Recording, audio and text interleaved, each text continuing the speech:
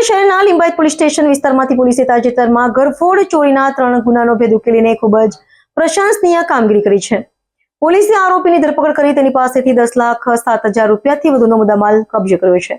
સુરત શહેરના Limbayat police station વિસ્તારમાંથી પોલીસે તાજેતરમાં ઘરફોડ ચોરીના 3 ગુનાનો ભેદ ઉકેલીને ખૂબ જ પ્રશંસનીય કામગીરી કરી છે.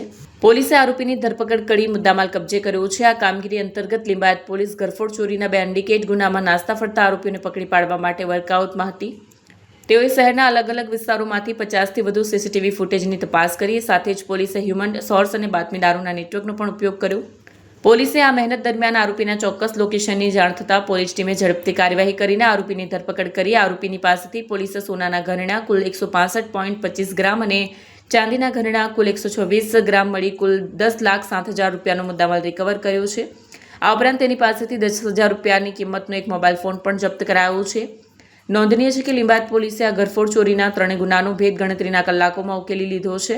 આરોપીને પકડી પાડવા માટે લિંબાયત પોલીસે જે રીતે સીસીટીવી ફૂટેજ, બાતમી અને ટેકનોલોજીનો ઉપયોગ કર્યો તેની શહેર પોલીસ વિભાગમાં પ્રશંસા થઈ રહી છે. પોલીસની આ સફળ કામગીરીથી લિંબાયત વિસ્તારના નાગરિકોમાં સુરક્ષાની ભાવના વધી છે. લિંબાયત પોલીસ સ્ટેશન વિસ્તારમાં એક ઘરફોડ ચોરી દાખલ થયેલી હતી અને જેમાં સોનાના અને ચાંદીના ઘરેણાં અને મોબાઈલ ફોન સાથે આશરે 10 લાખ રૂપિયાનો મુદ્દામાલની ચોરી થઈ હતી. જેમાં ઘર માલિક છે એ પોતે ઘર બંધ કરી અને લગ્નમાં ગયેલ હતા. એ વખતે રેકી કરી અને જે આરોપી છે માગિયા સન ઓફ મુસ્તાક, જેની ઉંમર 29 વર્ષ છે, જે છૂટક મૂટક મજૂરી કામ કરે છે, જે શાહપુર સોસાયટી ગલી નંબર 3 અને લિંબાયતમાં સુરત શહેરમાં રહે છે. મૂળ ગામ ઇસ્લામપુરા, તાલુકો ધુલિયા અને જિલ્લો જલગાંવના છે.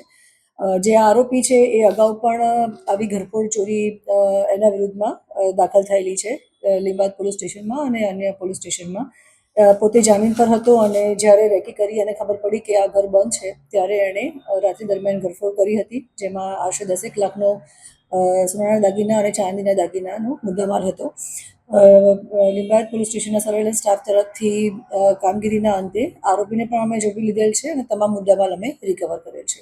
જે આરોપી છે તે પરિચિત હતો જગ્યાથી કે તે લિંબાયત પોલીસ સ્ટેશન વિસ્તારમાં જ રહે છે, એટલે એ આજુબાજુના વિસ્તારમાં જ્યારે ફરતો હતો અને રેકી કરતો હતો ત્યારે એને ખ્યાલ આવ્યો કે એ વિસ્તારમાં જ આ ઘર બંધ છે, એટલે એણે બંધ ઘરને ટાર્ગેટ કર્યું હતું અને આ રીતે રાત્રે એણે ઘરફોડ કરી હતી. જીને બારીમાંથી ચોર છે તે ઘરમાં પ્રવેશ્યો હતો એવું માહિતી મળી.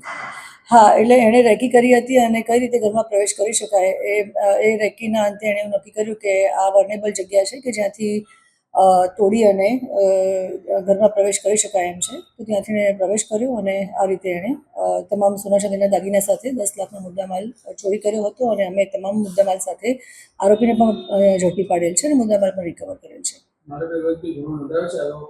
હા, આરોપીનો ગુનાહિત ઇતિહાસ છે. ઓલરેડી આ ઘરફોડ ચોરીનો જ આરોપી છે, જે એના અગાઉ એના વિરુદ્ધમાં 2 ગુના દાખલ થયેલા છે અને અત્યારે જામીન પર છે.